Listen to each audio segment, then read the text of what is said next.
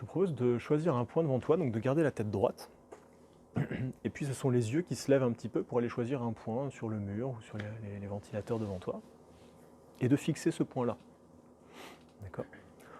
Donc là, au-delà de focaliser l'attention, vous savez maintenant qu'on focalise l'attention, on a besoin que la personne soit focalisée pour ensuite commencer à entrer en état d'hypnose.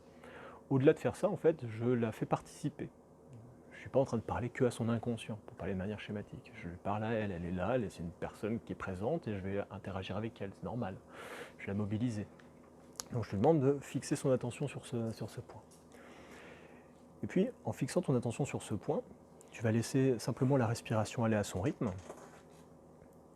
Hein.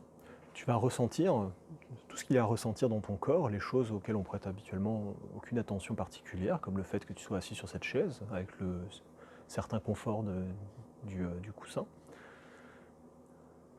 la sensation de tes mains sur les jambes. Et puis j'aimerais que tu sois en même temps très attentive à ce qui se passe en toi quand tu vas commencer à glisser dans cet état d'hypnose, de le sentir. Et pendant ce temps-là, je fais un petit peu les sous-titres aux copains.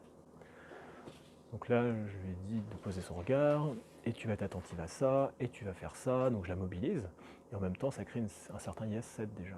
Tu fais ça, oui, et tu ressens tes mains là, oui, oui, alors, et j'aimerais que tu sois très attentive à ce qui se passe en toi quand tu rentres dans cet état d'hypnose. Présupposition de réussite. Et là, j'affirme quelque chose, hein. Tu vas rentrer en état d'hypnose. Tu es attentive à ce qui se passe. C'est tout. D'accord. J'ai fait du yes set, une présupposition de réussite, et basta. Ensuite, je laisse faire. Et ensuite, j'ai besoin de retour. Moi, on commence à connaître Carole, je commence à savoir comment elle rentre en état d'hypnose, ce qui se passe pour elle, ce que je pourrais calibrer, moi, pour le voir. Mais on va partir du principe que je ne sais rien et que je vais tout apprendre d'elle. Alors, je vais demander.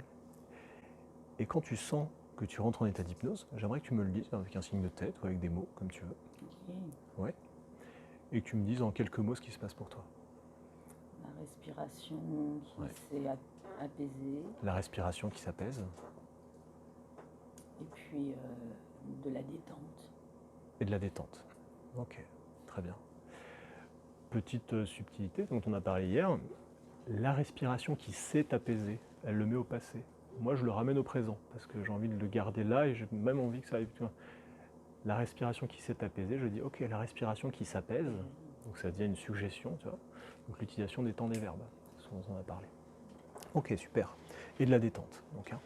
Et de la détente, je sens que je me suis mise à distance du monde. Mise à distance du monde, oui. Et c'est chouette, là c'est un bon exemple. Là, Carole, elle est très à l'aise. Elle peut à la fois être en état d'hypnose et très réceptive à ce qui se passe et interagir facilement. Elle a la voix qu'elle a quand elle rentre en état d'hypnose est la même que quand elle n'est pas en état d'hypnose. Et les stagiaires débutants et même des praticiens expérimentés qui n'auraient pas appris que l'état d'hypnose n'empêche en rien de communiquer verbalement, il y en a plein, des praticiens qui pensent que si on parle, on va tout casser. Pas du tout. Peuvent être surpris de se dire mais elle me parle normalement, c'est qu'elle n'est pas en état d'hypnose. Alors en fait, si, on peut même être en état d'hypnose très profond et parler comme si c'était normal. Tu vois. Et il y a des personnes comme moi, quand tu me parles quand je suis en transe, j'ai un peu la flemme, c'est compliqué. Hein. J'ai pas la même diction. Quoi. Ok. T'es ok pour aller explorer ça un petit peu plus loin encore? Oui. Ouais. Alors ce que je te propose de faire, tu vois, je te l'explique d'abord, tu le fais ensuite à ton rythme et je t'accompagne, c'est que tu vas prendre une profonde inspiration quand tu vas sentir que c'est le bon moment pour toi. Et quand tu vas souffler, les paupières vont se fermer, tu vas plonger profondément en état d'hypnose. Allez.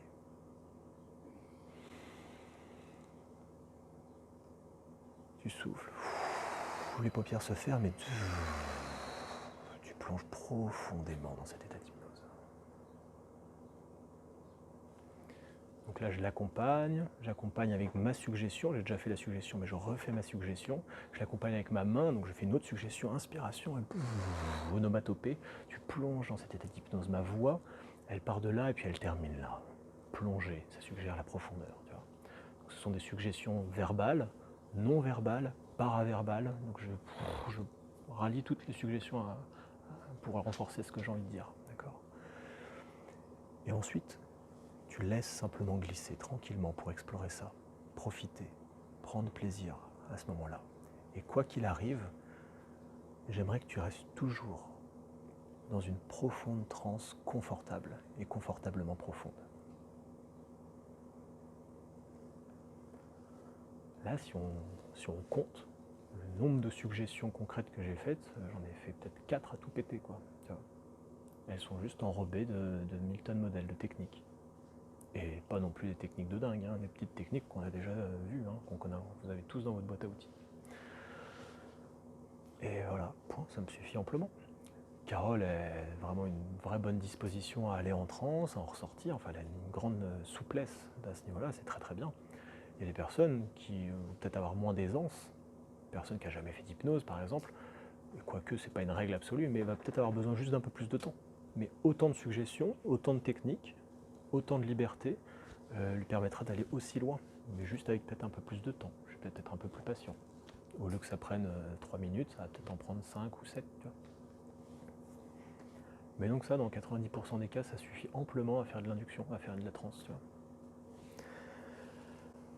Allez, ce que je te propose de faire là, c'est de à nouveau reprendre une bonne inspiration, mais cette fois-ci, elle va te réveiller complètement, cette inspiration.